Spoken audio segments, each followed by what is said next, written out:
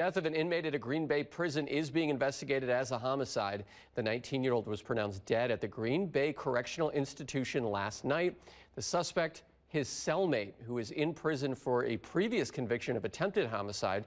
This comes after 5 deaths at the Waupun prison in just over a year. None of those cases was a homicide.